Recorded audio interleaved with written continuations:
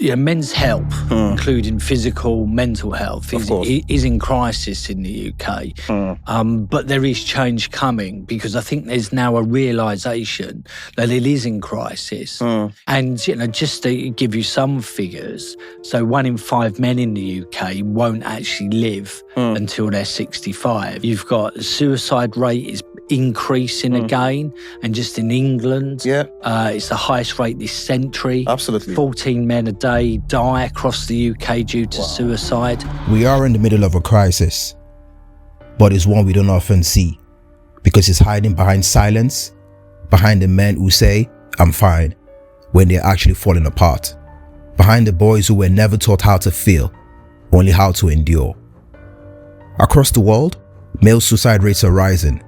Domestic abuse doesn't always look the way we expect, and for too long, the emotional pain of men have been overlooked, misunderstood, or ignored entirely. Today on Can We Talk, I sit down with Mr. Mark Brooks OBE, Chairman of Mankind Initiative, and a tireless advocate for male victims of domestic abuse and mental health of men and boys. This episode is about hard truths, about breaking the silence around suffering that has long been dismissed, and about rethinking what it means to be strong, not through suppression, but through honesty, compassion, and care. To challenge everything we've been taught about strength, masculinity, and what it means to truly survive. Because silence is not strength, it's slow death. And the cost of looking away is far too high. Can We Talk stats now? Let's dive in. When did that interest spark, for yourself in this line of work? What was the beginning of it? Well, a long time ago, actually. And just to say, I haven't been a victim of domestic abuse, and I haven't got any close friends who have been, or family members. But what really sparked my interest is kind of strange in some respects, because I used to be a local elected councillor. And I was just trying to think the other day, it's about 25 years ago. I'm from Bexley, or live in the borough of Bexley. I live just near Abbey Wood. And when I was a local elected councillor, I had a chap who was one of my ward members or constituents come to me, who was living in a council-owned property or a council-leased property with him and his 2 children and his partner. And she was being violent towards him. She had a police caution, for example. And he, therefore, was trying to seek to move with him and his 2 kids because obviously because of the circumstances. So the council weren't taking him seriously. I mean, this is 25 years ago. I said a long time ago. Indeed. And so he came to me, said, "You're my councillor. I've been told you can help." And so I did help. I got him moved somewhere else with his 2 children. Of course. And that kind of sparked my interest. And then 10 years later, I tried to get elected a couple of times to Parliament. Didn't quite work out. More for the voters, or maybe not. And so then I thought, well, I want to do some voluntary work. And I wasn't a councillor anymore. And it I kind of thought, well, what shall I do? And then I remembered this case, and then went on the internet, so 20 years ago, found that this charity was just starting up, and volunteered, and then soon after I was made the chair of the board. And all charities have a chair of the board, and it's really gone on from there. So all the way back to many moons ago, being a local elected councillor. Brilliant. That's a very detailed background, just to set off on this conversation. So what makes this conversation so urgent from your perspective? Do you think that there's really like an urgent need for this conversation? And what are the perspectives that you have that you reckon that indeed there's a crisis that you feel like we need to talk about urgently? With respect to domestic abuse or men's issues? Men's issues particularly. Yeah, so in terms of men's issues in particular, men's health, including physical, mental health, is in crisis in the UK. But there is change coming because I think there's now a realisation that it is in crisis. Even though it's been in crisis for a long time, the political establishment, the health establishment have either chosen not to recognise it, or they haven't really realised the depth of the situation, even though the figures have been there for some time. Absolutely. And, just to give you some figures, so 1 in 5 men in the UK won't actually live until they're 65. Wow. So 1 in 5 men won't make it wow. to 65. You've got the suicide rate is increasing again. And just in England, it's the highest rate this century. Absolutely. 14 men a day die across the UK due to suicide. Also, you've still got a large number of men who are feeling lonely, haven't got any close friends. Of course. But also men are dying from cardiovascular disease, which is around issues of heart and circulation. Of course. And also 33 men a day die from prostate cancer. And actually what we've seen, and some of the work that's been happening, is that men from men of colour are actually far more likely to die from prostate cancer than white men. And so there's those top-line figures are important, but there's a huge range of intersectionalities going on that in terms of where you live, what job you do, your race, for example, your kind of class. Yeah. So, men are not just one type of men. I always say about men that we're almost like a Rubik's Cube. Of course. All different bits to us, all different different sizes and issues going on in each individual man. It's indeed a very gloomy picture. I mean, considering the statistics that you just reeled out, I think that indeed in itself, it causes for a more urgent, approach to, addressing all of this. And I mean, just taking it slightly forward, I mean, you've built an exceptional career. I mean, just reading about yourself is quite inspiring, to read about your profile. And you've served in, multiple influential roles, like you've just mentioned, being involved in political affairs. And you've also been a senior communications and policy advisor for men's and boys' health, education, and domestic violence. You've also been a chairman of the Mankind Initiative, I think, which you still are. Yes. And you also served, as the national ambassador for International Men's Day in the UK. You've also played a key role in the Men and Boys Coalition. I mean, I could go on and on. Yeah. You're also advising the All Parties Parliamentary Group on men and boys issues. And you're also, working in the Men's Health Forum. And all these are not small accomplishments for yourself. And I mean, it just lays credence to all of the good work that you've been doing. But most notably, again, in 2019, you were awarded an OBE and for your tireless work, within the sector.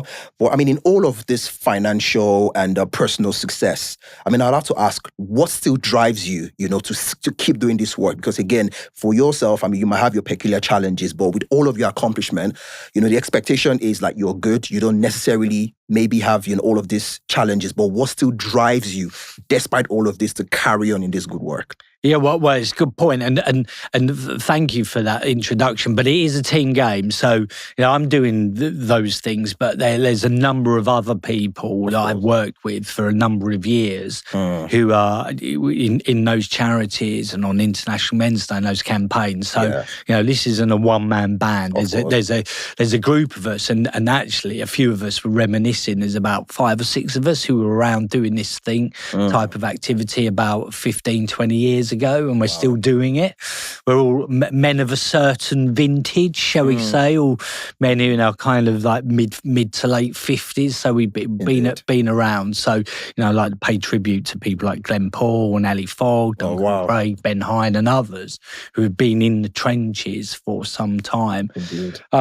So in terms of what still drives me, well, I was asked this question the other week, and I was kind of thinking, well, what is? I mean, it's quite. And I mean, there's you either want to do it or you don't. And I've always been somebody who's seen themselves as, if you like, somebody who's always not been deferential, of course, or if they see something that's not quite right, wants to actually make that change. And I would say, I'm a working class boy from working class background, still where I live, and therefore, when you see systemic things which are harming people in my kind of working class background, as well as more broadly, you think, well, I don't think that's right and I want to make changes. Yeah. And so there's kind of three aspects to the work I've been doing. Of course. One is about doing. And what I mean by that is basically setting up, leading, being involved in charities. Yeah. And so that's been really important, because sometimes you get people, social media and others complaining, but not enough doing. Of course. And what I mean about doing is actually setting up services, boots on ground, charities, boots on ground things, actually concrete, tangible things. Of course. So so you can't complain about, there's not enough support for male victims of domestic abuse, unless you're actually making a contribution that could be from making a donation to, or all the way up to setting up charities and things. Yeah. Secondly, is about being a campaigner. Of course. So basically campaigning for change, leading campaign communication channels. And one of the great victories we've had recently is the call for evidence for a men's health strategy. Oh wow, tell us more about that. Which is about a 10-year campaign in many respects. And then the other area, I said I'm very much an environmentalist. And what I mean by that is that, again, with colleagues, is trying to create a political and societal environment that actually starts to recognise the challenges that men and boys face. Of course. And actually moving just from recognising, but actually, again, doing something about it. And one of the things that we've been able to do is mainstream the conversation around men and boys issues. So that's really helped a whole range of new men and boys charities being set up, nationally or locally, dealing with different aspects of intersectionality. Of course. And we've created this landscape where basically those charities and organisations are being able to set themselves up without any opposition. Whereas at least 10 years ago, 5 years ago, it started to change. 10 years ago, if you wanted to set up a men and boys charity or group or talking club or whatever, or even podcasts like this, you would have been met with opposition. I mean, you're not now. Yeah, and that's been the change. Absolutely, we're gonna get to that. I mean, speaking of opposition, we're gonna get to that. And I mean, with men's mental health and in the crisis with boys and men generally, oftentimes, from my perspective, and like you've also noted, it's often brushed under the rug. It's not necessarily, put in mainstream conversations, like you rightly noted. And why do you think society generally still struggles to kind of like talk about it and kind of like beam the searchlight on this very fundamental crisis and issues that we're having within this gender group? Why do you think it's not necessarily in recent time also gaining mainstream attention as such? Well, I think what's developed over the last 30, 40 years is a kind of narrative, and it is accelerated, that broadly speaking is that all women have problems and all men cause or are problems.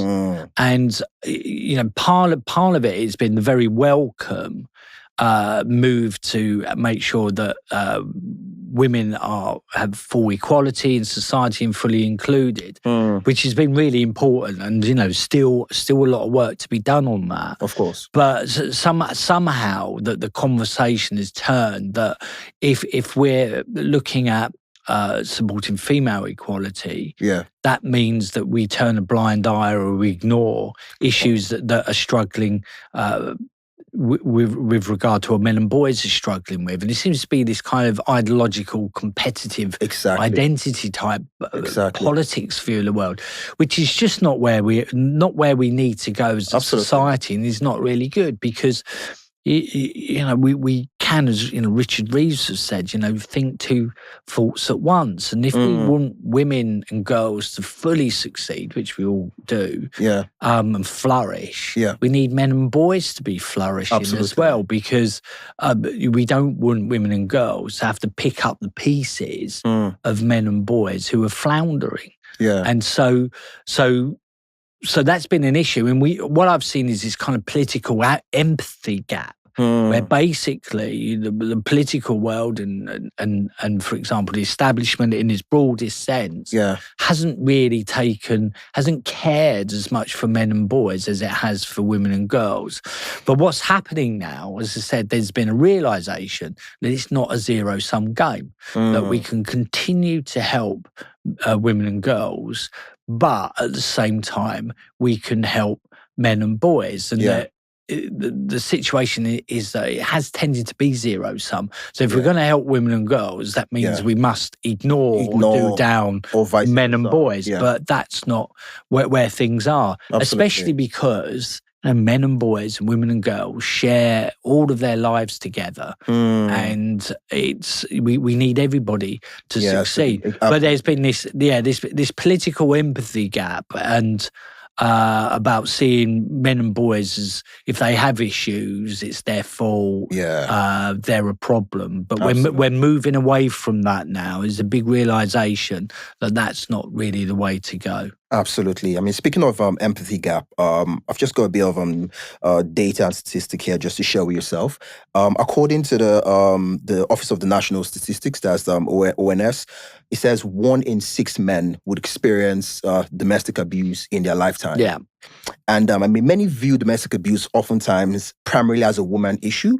You know, some way again still focusing on the gender and the media and the stereotyping.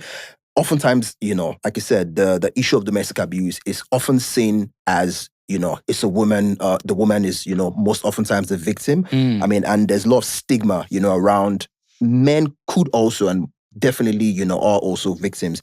And how do you respond to people who say they don't think, you know, men are actually victims, or men are, you know, could also be victims to this kind of circumstance? Have you got any experience just to elaborate on that point? Yeah. So the figures are quite clear, and that, as you said about the number of men in their lifetime, men actually make up 1 in 3 of all victims. And these, again, ONS figures, not my figures. Yeah. I mean, that's been a consistent picture for the last 20 years. But of course, not competition. Of course. So of course, there are more female victims. Absolutely. But men make up a significant minority. And you know, I come back to that competition thing. So, for example, I'm always keen when I'm talking about suicide rates to make clear that whilst 3 in 4 men who die, 3 in 4 suicides are men, there's still 1 in 4 women, and we should never forget about what's going on in the world of women and girls that's happening.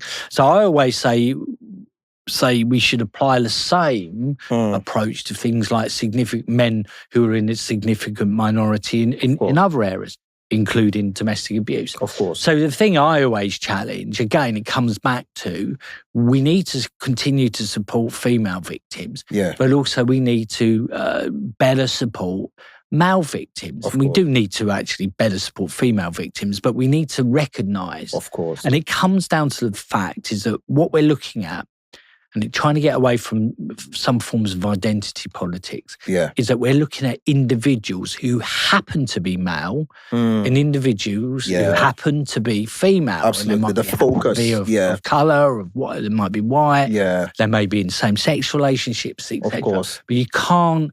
There are additional things that build on top of the fundamental, and the fundamental is that they are a individual. Very, very important. And so therefore, you need to think about, there's these individuals who are victims of domestic abuse, and we might want to tailor our support and how we approach those based on issues like gender, for example, or ethnicity. But it's all about the individual.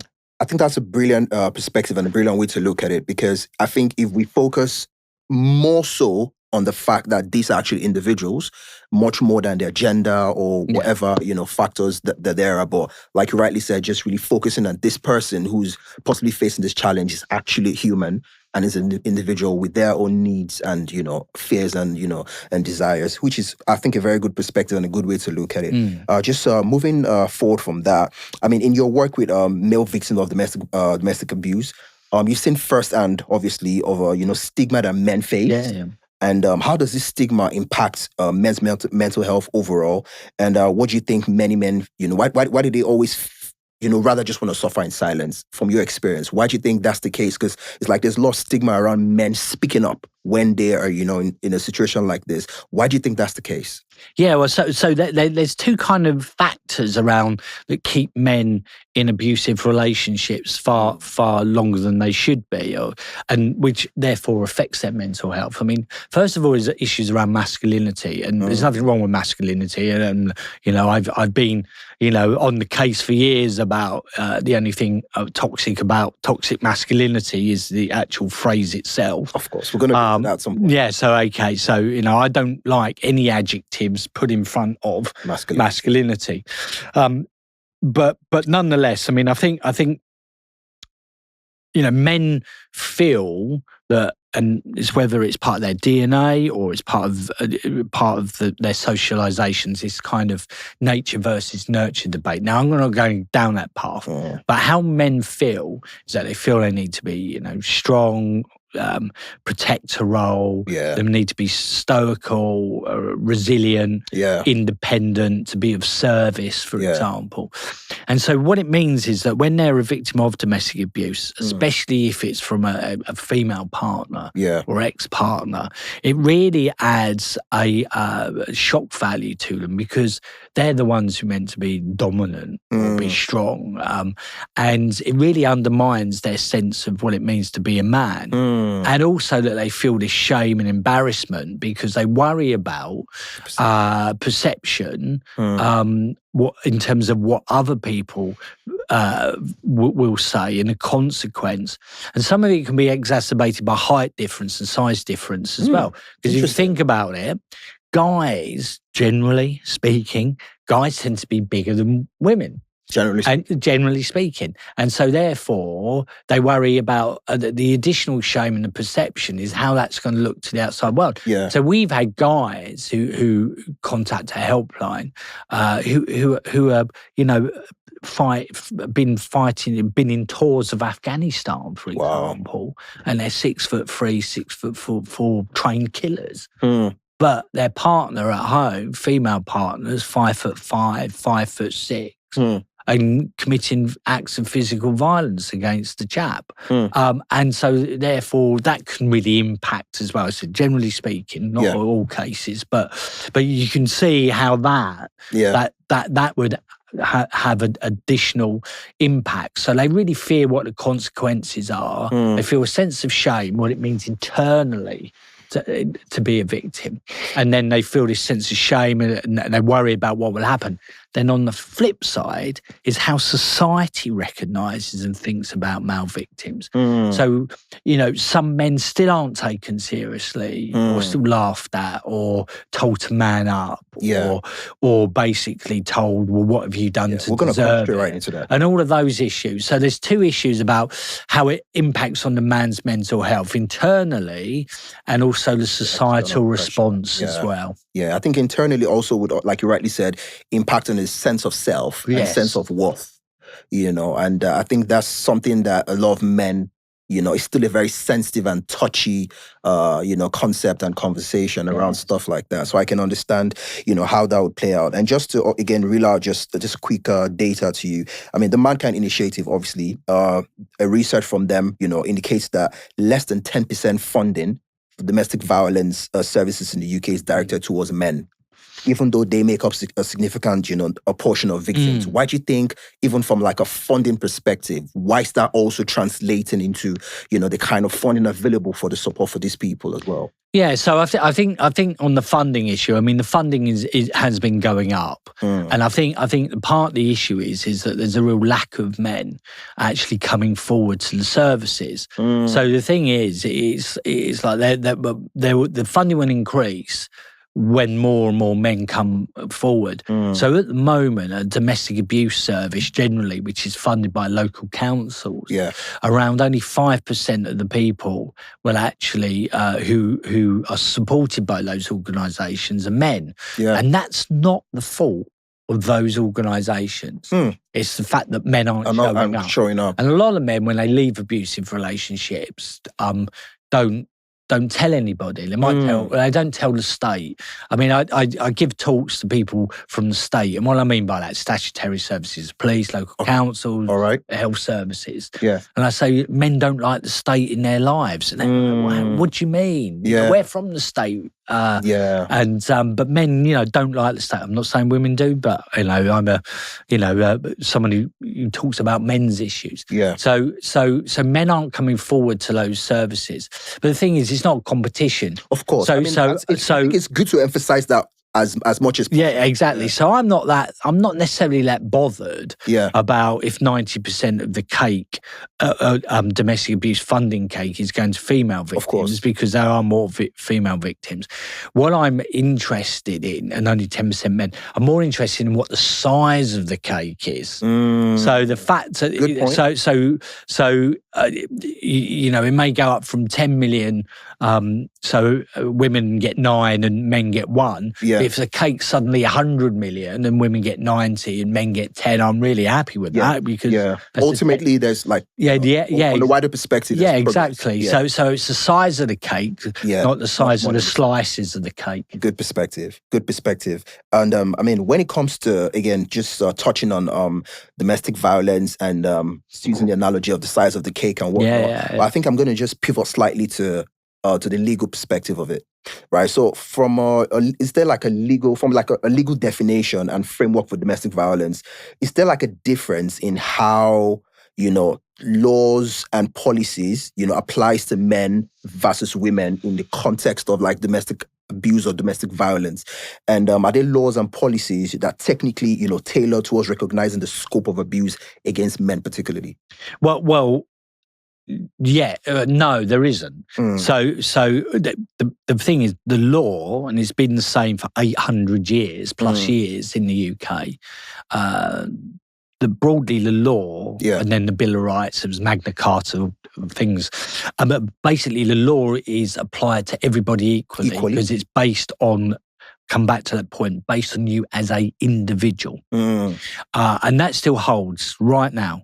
And so we have the Domestic Abuse Act 2021, which clearly defines domestic abuse as being basically an act or a pattern of abuse conducted against an adult, either by a family member who's also an adult or a partner or ex-partner. Yeah. And it covers physical abuse, psychological abuse, economic abuse, sexual abuse, coercive and controlling behaviour, which is part of another law. Yeah. That all applies to men equally. The statutory guidance, the way that the police have to apply the law, Crown Prosecution Service, how judges make judgments, and the support available also has to be available for men as well as women. So the law applies equally, but always the question is it applied equally? I guess that's the point. Exactly. And I think broadly speaking, 5-10 years ago, I would say that it wasn't being applied equally, especially with regard to the police. Police not taking men seriously. Perhaps bringing, not taking the men seriously. But I think over the last 5-10 years, that has improved. All right. So it's really important message that basically all the laws, all of the regulations apply to men equally, and they're now increasingly being applied to men equally when it comes to domestic abuse. And it's a really important message, of course, because I don't want anybody, listening, watching this, for example, thinking there's no point going to the police. Yeah. And the police really do take male victims seriously. When, as I said, 10 years ago, we were getting men calling our helpline, I've gone to the police, they've not taken me seriously. We barely get that, if at all, nowadays. So go to the police. Yeah, of course. It's good to emphasize that, right? So speaking of going to the police and seeking help, seeking support, what's the most powerful story that you've heard from a man who's reached out for help, through the Mankind Initiative helpline? And how's that experience, impacted you personally? Yeah. That's a telling question. If not details, I mean, it's just to. I mean, the goal obviously will be to encourage people that is actually benefit and actually reaching out for support. Yeah. So I mean, one of the calls that we've had recently was really about a chap, middle-aged guy, couple of kids, for example, and he'd been in an abusive relationship for about 5-6 years. He had very young kids. They were only 2 and 1, for example, and he had no idea what to do. And, he rang our helpline up. We gave him some information, and that enabled him not only to know where to go to get help and how to go about it, but also it gave him the confidence to actually go forth and get that help, make sure his friends and family were involved. And the great thing was that call had happened. And then about a year later, he rang up the helpline to say he'd followed some of the things that we had said. And now him and his 2 children are safe. I mean, there's still issues around family contact, but nonetheless, and that really, really, really moved me and the charity, because it wasn't just about him; it was about keeping his children safe as well. Of course. And that, when your heartstrings go out to the guy, but obviously with the children, it's even more so. And he had a son and a daughter. Indeed. I mean, that's a very inspiring story, because I think it's something, because we've mentioned earlier regarding men not necessarily, even though the cake is available, not too many men are coming forward to. I mean, even using the analogy of cake, I'm kind of being careful with it, but I mean, generally, like the support is available, and hopefully more men would understand, if you're in such a situation, there's support that you can actually access. And I mean, it's something, I mean, from the perspective of support, what kind of support normally would be rendered to a man in that scenario? Would it be like case specific, or is there like a general framework regarding the kind of support that individuals in that situation, particularly men in this context, can actually access? Yeah. So first of all, there are helplines like Mankind Initiative and other helplines, but also I come back to local councils have to provide a domestic abuse service for people in their community. And that domestic abuse service is available for women and men. Okay. So there is a service everywhere in the UK that will support a male victim of domestic abuse in their community. Okay. And they're manned by professionals called independent domestic violence advisors or advocates. And they're specially trained, qualified people who will provide individual support to a victim of domestic abuse, including men. So in every local community, and they will take into account different intersectional issues, of course, in terms of your ethnicity, where you work, your sexuality, etc., as they would for women. So that's the key thing, because a lot of men say, I don't know where my service is, there isn't a service, where do I get help? There is a service where you live. Okay. And are there any requirements or any prerequisites that you need to meet to access such support? Well, I think the key thing is that you need to have evidence that you are a victim of domestic abuse. It's the same if you go to the police. So I think the key thing is that the prerequisites is that you should have some evidence. But that doesn't stop you approaching that service and saying, what evidence do you need for me to actually to come in? So so the thing is don't fret about the evidence. Contact them if you are a domestic abuse, and they're your initial first port of call, and then they will then talk you through what the next steps are. So the first thing is, don't worry about the evidence. Contact them, say and explain what you are going through, and then they will help you. Brilliant. I think that's something that I hope anyone listening to this who this subject matter resonates with would want to take away amongst the other things that you would share. And so we're just gonna just consider it from another perspective now. I don't know if you've seen this movie, Adolescent. It's Adolescent. Have you seen the movie? Yeah. I've seen it. Yeah, and I mean, it was a very surreal experience for myself, watching it, and it was quite emotionally gripping, of course. And I think what stayed for me, or what I took away from it, is there was a scene where the father of the boy who or perpetrated the act was reflecting on how his father raised him and how he's raising his son, and I think that just begs the question of the evolving and very complex idea or description of what it is to be a man, across different generations, and what it is to be a man in contemporary society, what masculinity is. From your perspective, and I mean, obviously, with all your experience and knowledge, what does it mean to be a man in 2025? Yeah, well, I think in some respects it's evolving, but not evolving too much, and it doesn't have to be. It's about how you apply masculinity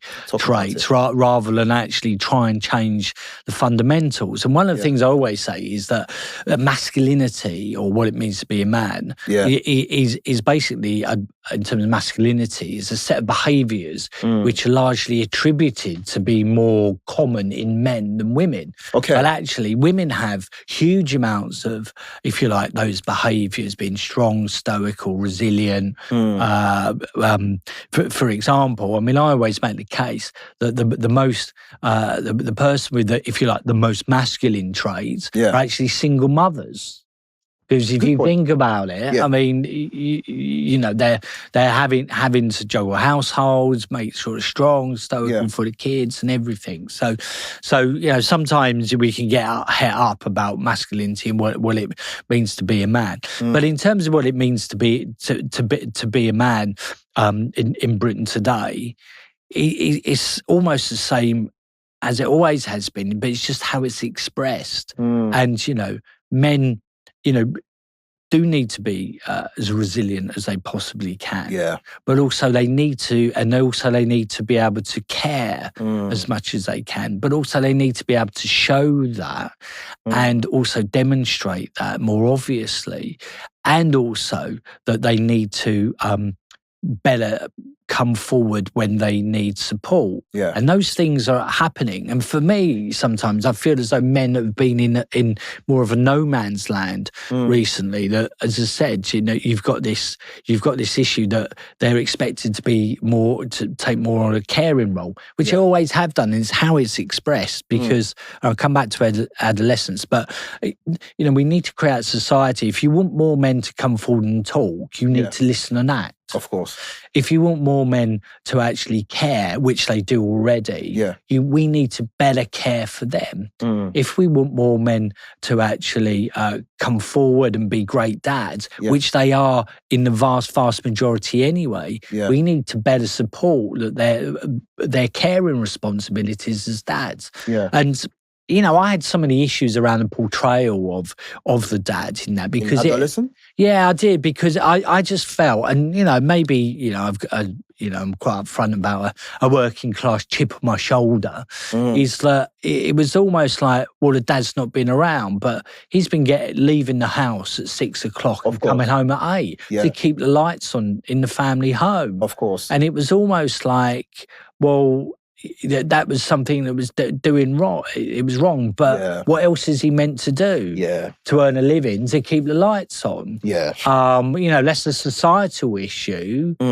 Putting pressure on him to work those long hours to make enough money to keep the lights on. Yeah, it was almost like it was his fault. Yeah, he wasn't being present. Yeah, and of course he is being present. I mean, that's why I always take that issue about people doing work outside the household, and it's like, doing non-work chores. Yeah. And I'm like, well, if a guy is working 40, 50 hours a week and he's, working abroad, or is, working, on the railways, long hours, fixing railways, engineering type work, having to live, a month away to build a big project. Yeah. He may not be present physically, but he is, because as long as he's on the phone, obviously be on, WhatsApp, tech, all of that. And also he's bringing money in for the house. Yeah. And I just find it sometimes that it can be a bit of a middle class, upper middle class obsession that people making comments like that live in a nice 9-to-5 world and live in an office, and they're not taking into account how other men and women, of course, are having to work 0-hour contracts, moving away, having to work long hours, self-employed to bring the money in, because there is a cost of living crisis at the moment, as it has been. Cost of living is increasing, so it's tougher. So I was really, on that aspect, I was kind of like, I was really unhappy with the portrayal of a working class, lower middle class dad, tradesman, working his butt off to keep the lights on at home. Without, it's almost like it's his fault. Without, again, thinking about the societal issues around him. Yeah.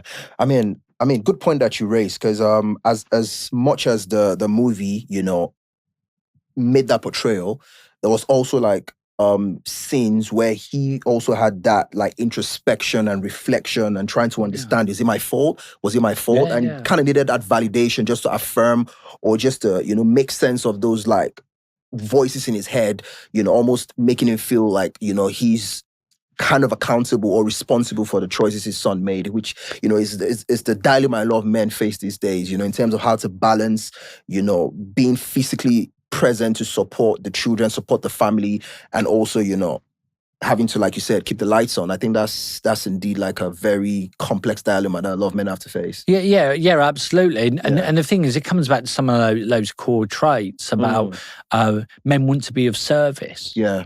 It's really important. I mean, for men who are, going down a path of suicide ideation, for example, and there was some research in Australia some years ago about what were men saying in suicide notes, and it's a sense of failure, a sense of hopelessness, uselessness, worthlessness, for example. And so men want to be of service. So that chap, he's wanting to be of service. Absolutely. And I suppose I said, I find it interesting about the debate about, more women do household chores and things like that. Yeah.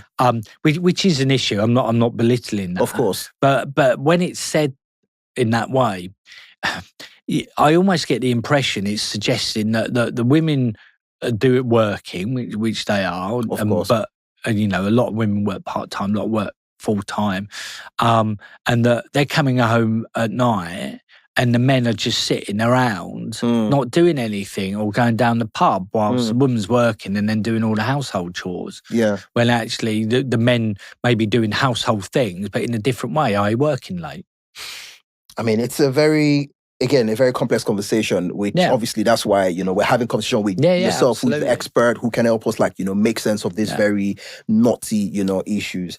And just taking that forward slightly, in today's time, in contemporary society, what's the definition or description of a well-balanced man? A man who's trying to be, balanced in terms of, getting rid of all the, like you said, like toxic traits and all that, getting rid of all the pressures and the internal existential crisis. What does a balanced man look like today? A balanced man, wholesome, balanced, healed.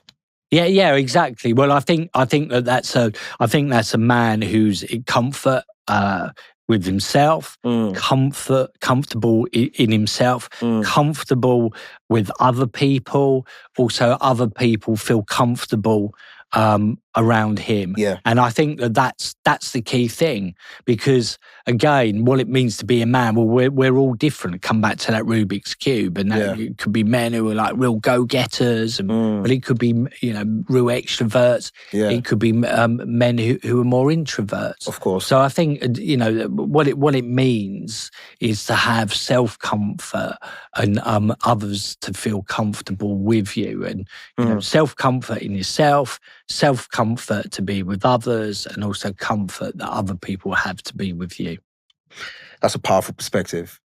Definitely a powerful perspective. And I think it's something I personally would take away, and hopefully, other men who are listening, who are trying to, be more be more present, be more in tune with their emotions, be more in tune with their, their internal, the internal factors that's driving them. I think it's something, I mean, speaking to a lot of men, my age group and whatnot, I think is part of the crisis, is part of the challenges that they have in their head, trying to figure out, how to posture in modern society, how to pretty much just present themselves, to society. And I think it's a very good perspective that you've shared in terms of, being safe in themselves and making other people safe around them. I think it's a good take. Yeah, and I'd like to say that the vast majority of men are exactly like that. And, some are, go back to the, adolescent, some of the concern, and there's been a pushback in the last 2 or 3 weeks, which has been interesting, is that it's basically, there's a real concern about what the impact on teenage boys will be. Of course. 13, do teenage boys now feel as though they're picked on even more? That even more people don't, like they're seen as a problem.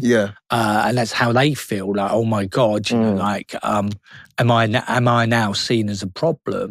And also other people thinking all 13, 14-year-old boys are a problem. So again, there's there are problems that those boys, that a minority of those boys have. And the key thing for me was actually, how are we dealing with those problems? Those problems that the adult world is causing those boys. So for example, that, far too many boys are leaving school not being able to read and write and add up properly.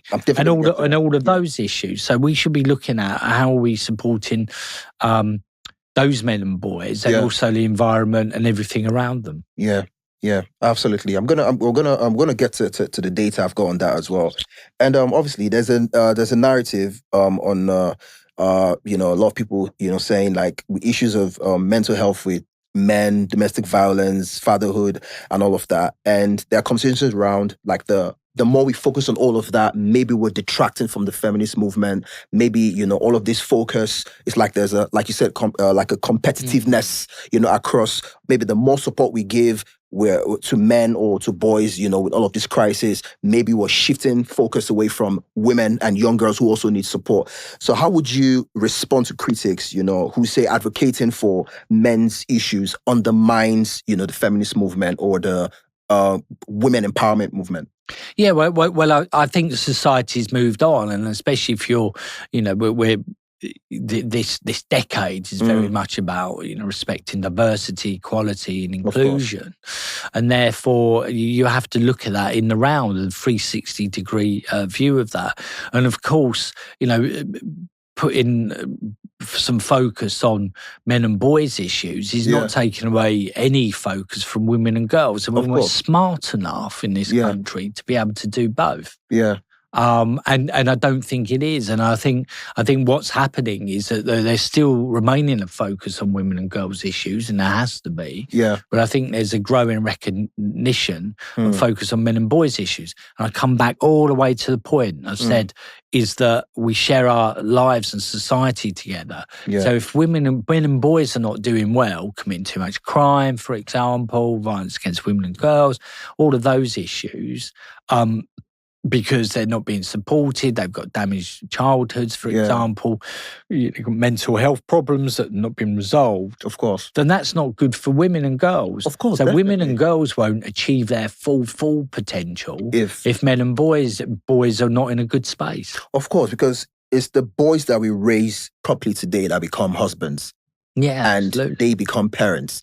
And I feel like, and again, the girls that we raise today become wives and become mothers and all of that. So I feel like it has to be, there has to be like a two-pronged approach to it, and it doesn't have to be one or the other. So I feel like, if we raise girls correctly and we don't focus on boys, eventually it becomes a problem, ahead of it. So I think it's, like you rightly noted, it's something that has to be done, together, ultimately.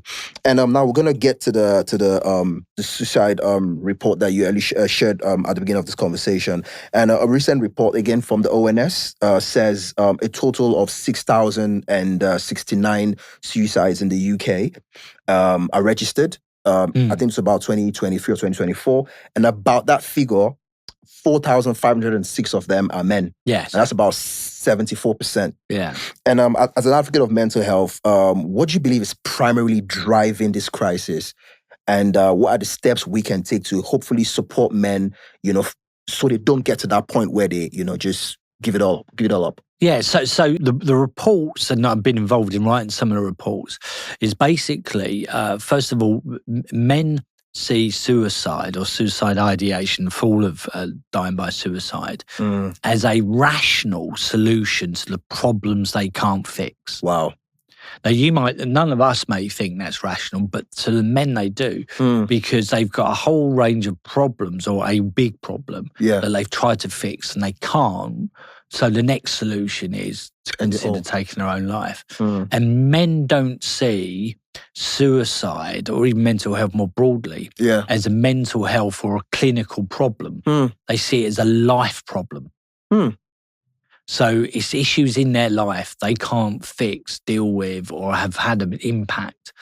And their only path or a path is to consider taking their own life. Wow. And what I mean that in plain English, because that sounds all very highfalutin. So there's three key areas, and part of the report I worked on, we've got national and international experts on this. Yeah. There's three key areas. One of them is around what's called external stressors. Yeah. So basically, they're things that are happening in a man's life. So relationship breakdown, economic breakdown, financial problems, employment, so unemployment, redundancy, workplace bullying, stress at work.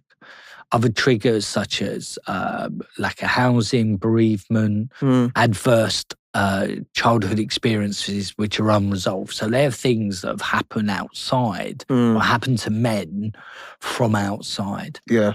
Secondly, there's something called universal issues, which impacts can impact further on those men going through those problems. Yeah. Being lonely, for example, being isolated, for example, type of work they're doing, where they live, a sense of despondency, hopelessness, worthlessness, those kind of like universal issues that kind of envelop men and can then further impact on some of those stresses that they've got. And then the third area is what's called transitions. And that's where basically men, something suddenly happens in a man's life that's either unplanned or they've not planned enough for. So, for example, we spoke about sudden divorce. Wife suddenly leaves without the kids, can't see the kids, for example, sudden redundancy, but also other things. So coming out of the armed forces, for example, students going to male students going to university, for example, moving away, hundreds of miles, and then feeling suddenly very isolated, or they're already isolated. So there's a number of things: transitions, so a life stage change, a whole range of universal issues that envelop men, and then some particular stressors, so divorce, relationship breakdown, bankruptcy, all of those types of issues. Wow. That's something to take in. And, exactly. Yeah. So they act as triggers to take men down the path of suicide ideation. And they may express themselves in kind of mental health and problems. They may end up dying due to what's called poisoning. What I mean by that, drinking, drugs, whatever. So they may express themselves. Suicide, it might be that men start taking drinks and drugs. Men start maybe overeating, for example, becoming very isolated, very depressed and anxious. And so there's a whole host of things that will come out. But as I said, in the man's mind-eye, it's a rational solution, and it's a solution to life problems, not mental health clinical problems. Wow.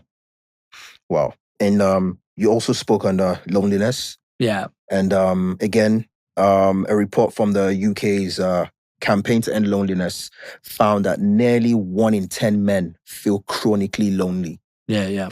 And many men feel isolated as well. Even, they could be surrounded by, a group of people, friends, family, but there's still this, again, as the data shows, there's still this very, very profound loneliness amongst men. And why do you think this emotional isolation is such a pervasive issue? And how can men begin to address this in a meaningful way? Yeah, yeah, I mean, it is an issue, and it's an issue for women as well. I've been looking at the data on this. I mean, I think there's two things. Again, it's where you place the responsibility. So it's like, what can men do to address it? But the flip side, the more important flip side, is what society can do to address it. Because there's always the argument, it's men need to talk, men need to speak up. Of course, yeah. But it's about creating the conditions and the spaces and the comfort for men to be able to talk and come forward. So there's so much loneliness. I mean, it's basically making sure that if you know men who seem very isolated, you may see them at work, they may be neighbours or whatever. It's basically up to us as a society, for those of us who aren't lonely, to actually reach out to those men and check in on them, talk to them, bring them some comfort. And also that there's lots of organisations out there steering them to organisations and groups and people. I mean, one of the great movements, for example, is UK MENS Sheds, which is primarily a mental health charity dealing with men who are lonely in their older age. So I think it's up to the responsibility for men who are lonely is not on the shoulders of the men who are lonely, it's on the shoulders of society. Good point. Because I mean, I know personally, like I said earlier, people who have shared information regarding them being in marriages, being in friendship groups, and having people physically around them, but there's still this very deep sense of loneliness and crisis that these people still face. And it's because I'm trying to find very tactical, tangible recommendations that one can give such individuals that despite their immediate community, their family, friendship groups and whatnot, trying to maybe offer some recommendations or support, is still like that's not necessarily getting through to a certain group of men. So I'm just trying to, really get my head around what more tactical steps and, action plans that we can actually, put in place to support them. Well, I think it's about building that personal connection. So if there are men who are lonely, you think they're lonely, it's about reaching out to them, speaking to them regularly. You just be in constant contact or regular contact with them. If you've got a neighbour, you feel lonely, knock on the door, chat to them about how they're feeling. And bring them into your circle. Now, and also, or point them toward circles where they won't feel lonely. I mean, you often see. I mean, one of the points I've said sometimes before about you see lots of men in Wetherspoon pubs. I'm not knocking Wetherspoon's pubs at all. You see lots of men in there on their own, and I'm I have an issue if they're drinking, but you see a lot of men there who feel very isolated, but they go to places like Wetherspoon's or Greasy Spoon Cafe or wherever, because actually they're being around people when they're in a safe space. They might be still in their own space, reading the paper or whatever, but they're in their own space, but they're lonely, but they're around people which actually, really, really support them. So, and a lot of men also deal with their loneliness by going online, online chat groups and whatever, and they're really, really important. So there are those types of groups out there. Said I'm not advocating for people going down the pub or whatever, but there are ways to that men express their loneliness, but also often you can see it by other people being around them. And I always wonder whether things like something like that is a suicide prevention. By the fact that they can be in there at 8 o'clock in the morning. So a lot of older men just sitting there reading the paper, having a coffee and a sausage sandwich. So they're not drinking, of course, but they're around people. And I think that sort of thing is a real lifesaver. Absolutely. And just shifting it slightly to just not men, but boys as well. Yeah. And still on the topic, a global education monitoring report in 2020 from UNESCO shows that boys are lagging behind on girls in education. And in areas like reading, writing, which you had mentioned earlier at the start of the conversation, you're lagging behind in areas like reading, writing, mental health, and particularly in the Western countries, which is quite, interesting. What do you think is the root of this systemic gender gap? And how can society begin to address it? The gap that boys are actually, from an educational perspective, actually falling back. They're falling behind.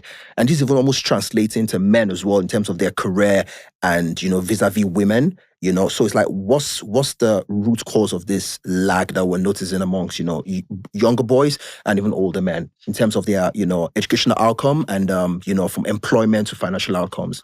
Yeah, so I think the primary reason they're falling behind is around societal expectations not pushing boys enough to learn, but also the education system as well. So one of the points in some of the research and projects that I've been involved in is basically the school systems seeing that boys are behind girls, but not creating a boy positive teaching environment that really, or culture within the schools that really pushes the boys. So you've got to have schools who want to look at the data and understand the boys are behind. And this boy positive environment is really looking at really pushing the boys as much as you're pushing the girls, making sure that you're rewarding boys and girls for the same thing, and also that you have a fair discipline process, that boys see the point of learning, that if you learn, you will achieve X, Y, and Z. So boys are action and men are action orientated, and they need to see the pathway. If I learn, do well at school, this is what I can be and what I can do. This is by virtue of the right role models or right? Yeah, well, right role models, careers, for example, explaining if you do X, Y, and Z, you can be, you can learn a trade, you can work in the city, you can go to university, you can get an apprenticeship, you can be an engineer, you can be a teacher, you can work as a nurse, you can work, in social care, all of those types of things. Boys, what we've found with boys need to see the point of learning. So it's pushing boys, celebrating them, making sure you're involving their parents, fair discipline, also rewarding boys in the same way as for women. Because one of the things we found as girls, one of the things that boys are rewarded for doing less than girls. So boys were often rewarded just for turning up. And girls were being rewarded for doing their homework, etc., which is right. But boys were just rewarded for less. And it's like, no, you have to be pushed, but also they're punished more severely as well when they do wrong.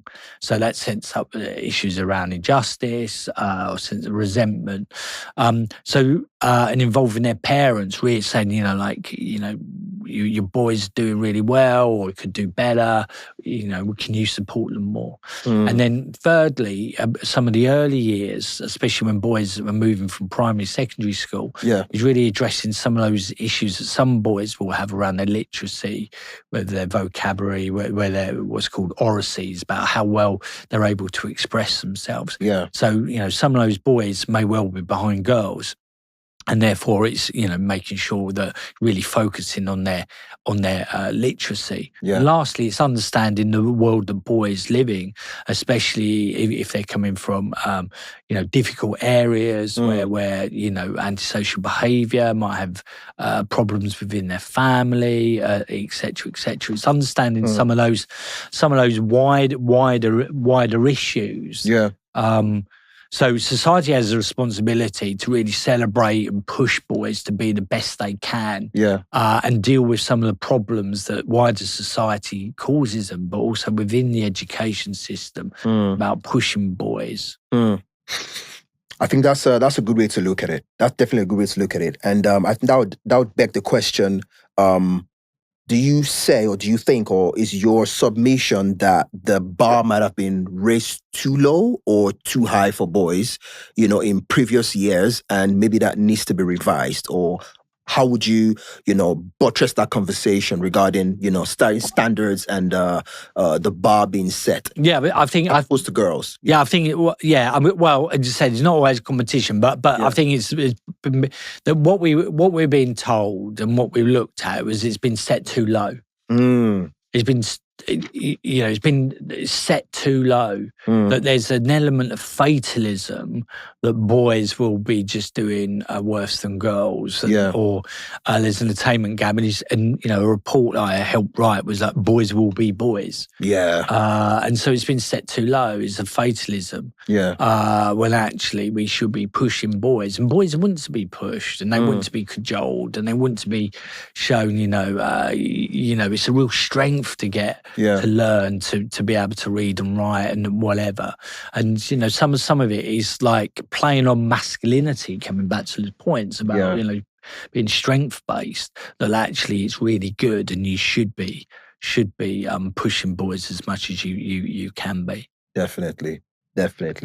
So just speaking on that point, boys will be boys, man up, be a man, you're a man.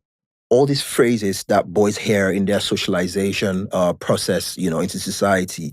What do you think is the wider implications of such phrases? And do you think they're good enough, or do you think maybe to exclude them completely from our vocabulary? Yeah, I would exclude them, because actually there's a number of reasons. It doesn't change societal's views of men and boys.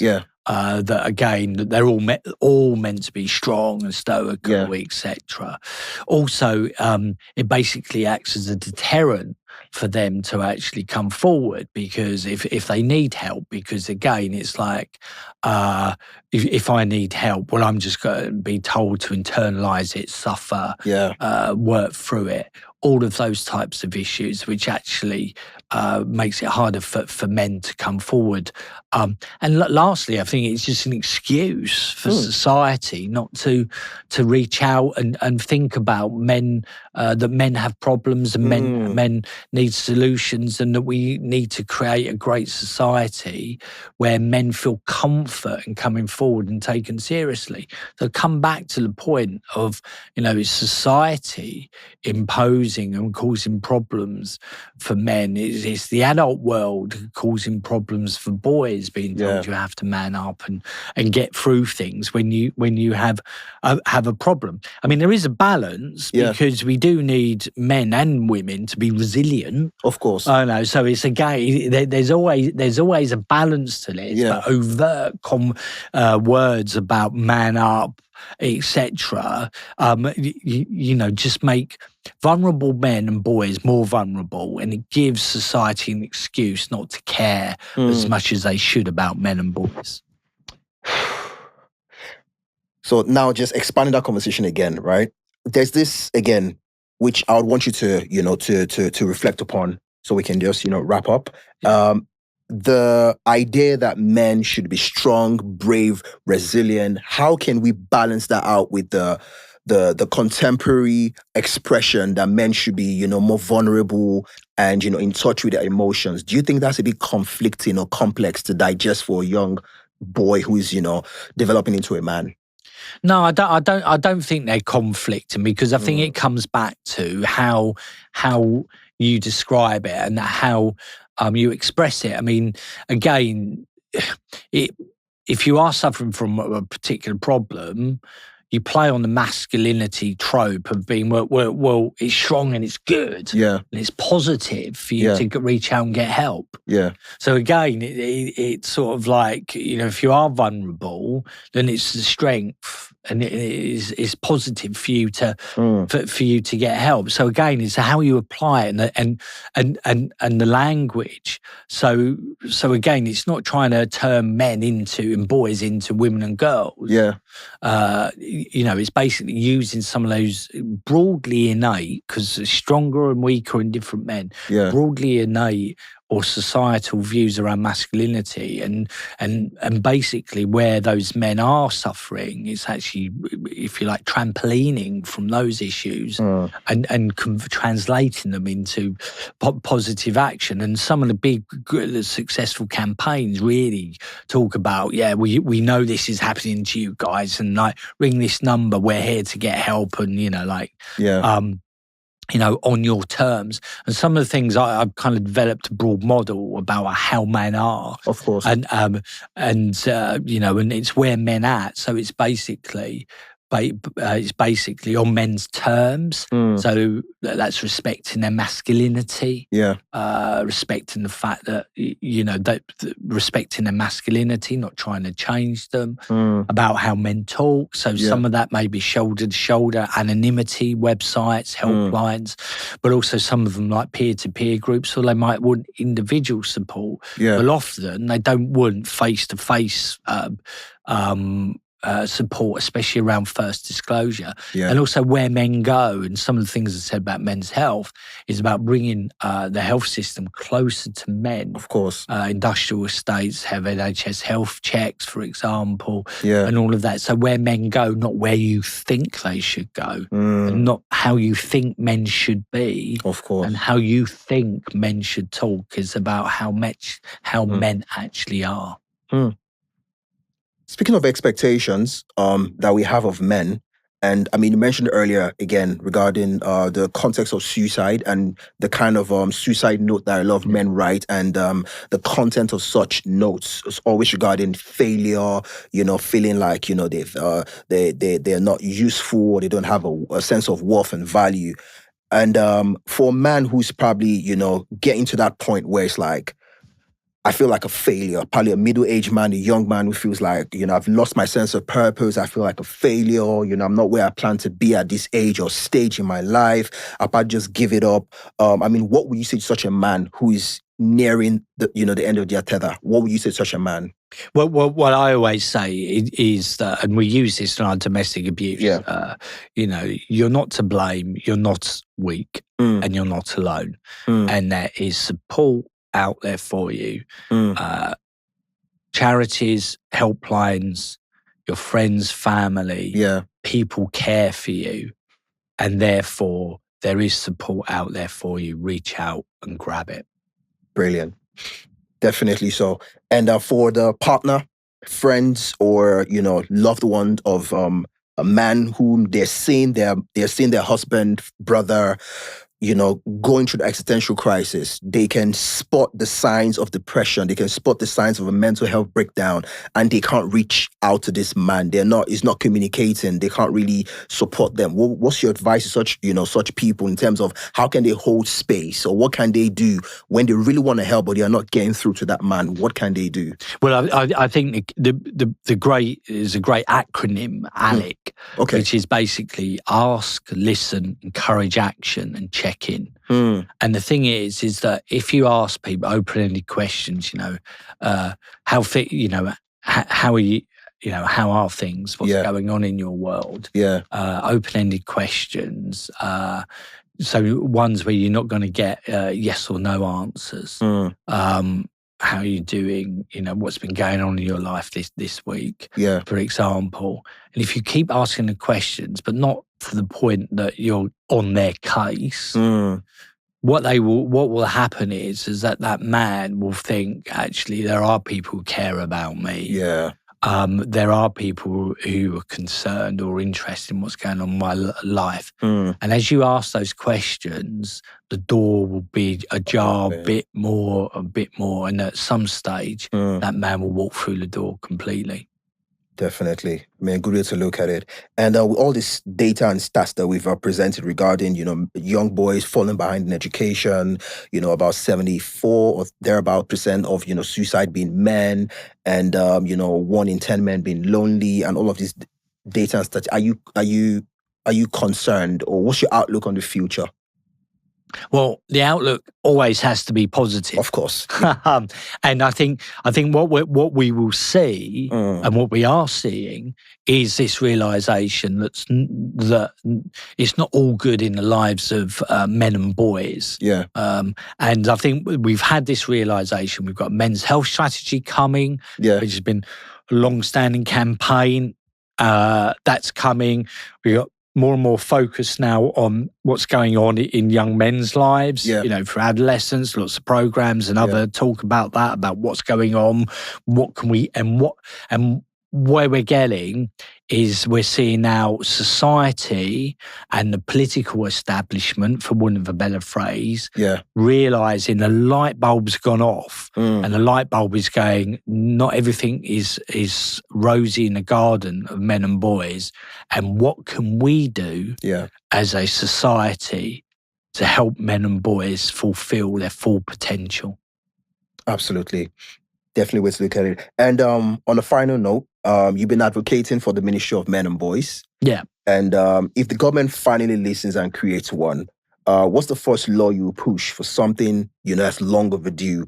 What's the strategy? What's the first plan that you would, put in place? Yeah, well, it's interesting, the whole issue about Minister for Men and Boys. And really what it is that we just want somebody, it doesn't matter about the title, the title is irrelevant. Yeah. It's what we want somebody in government, a government minister, to be responsible for having a look at all of these men and boys issues, with men's health, boys' education, men's suicide rate, men, not enough men, young men going into the workplace, too many men over 50s, too ill to work, too many men in prison. We want somebody in government to have a responsibility to look at all of those issues in the round. And that's why so the title's not important, but we need somebody with responsibility to be a champion for those issues that affect men and boys.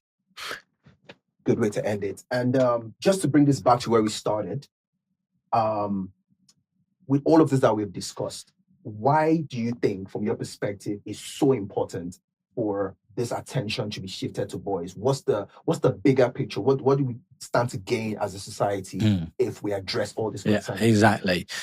Well, first of all, it's not about shifting to men and boys. It's about broadening the conversation to fully include men and boys. Yeah.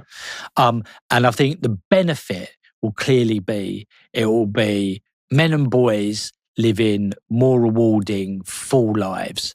And also it will mean that more and more women and girls are too. There's no better way to end it. When we solve the men's problems, we also solve the women problems and girl problems as well. Absolutely. Thank you very much for your time, Mr. Mark. And it's been a very, very interesting and educational chat. And I'm sure the viewers also find it as enjoyable and as knowledgeable with all the insights you've shared. Thank you very much again. Thank you. And I've learned a lot too. So thank you very much. Oh, it's a pleasure. Thank you very much. Thank you.